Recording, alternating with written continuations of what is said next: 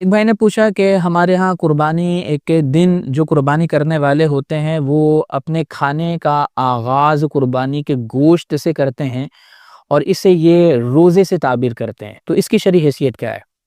دیکھیں، قربانی کرنے والے کے لیے مستحب ہے کہ وہ اپنے کھانے کا آغاز قربانی کے جانور کے گوشت سے کرے، یعنی قربانی کرنے سے پہلے وہ کچھ نہ کھائے اور پھر اپنے کھانے کا آغاز قربانی کے جانور کے گوشت سے،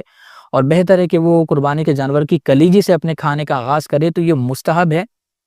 کہ سنن کبریٰ للبیہقی کے اندر امام بیہقی یہ حدیث پاک لے کر آئے کہ سرکار کریم علیہ الصلوۃ والسلام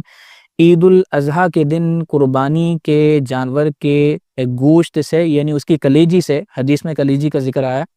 کہ سرکار کریم علیہ الصلوۃ والسلام عید الاضحیٰ کے دن قربانی کے جانور کی کلیجی سے اپنے کھانے کا آغاز فرماتے۔ تو علماء نے فرمایا ہے کہ اس کا مطلب یہ کہ جو قربانی کرنے کا ارادہ رکھتا ہے تو وہ قربانی کرنے کے دن اپنے کھانے کا آغاز قربانی کے جانور کی کلیجی سے کرے،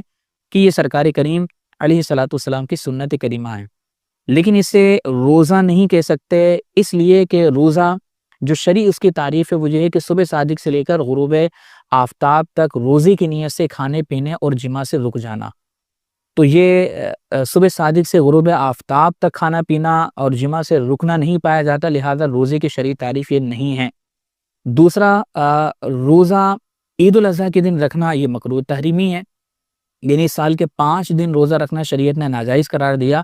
کہ یہ اللہ کی جانب سے ضیافت کے ایام ہیں۔ اس میں عید الفطر کا پہلا دن اور بقر عید کے 4 دن، یعنی 10 ذوالحجہ، 11، 12، 13، یہ 4 دن روزہ رکھنا مکروہ تحریمی ہوتا ہے، اور عید الفطر کے پہلے دن یعنی یکم شوال کو روزہ رکھنا یہ مکروہ تحریمی ہے۔ تو اسے کسی بھی جہت سے روزے سے تعبیر کرنا درست نہیں ہے۔ البتہ یہ مستحب ہے کہ کوئی شخص قربانی کرتا ہے تو وہ قربانی کرنے سے پہلے کچھ نہ کھائے اور اپنے کھانے کا آغاز قربانی کے جانور کی کلیجی سے کرے، تو انشاءاللہ اس کو ثواب حاصل ہوگا۔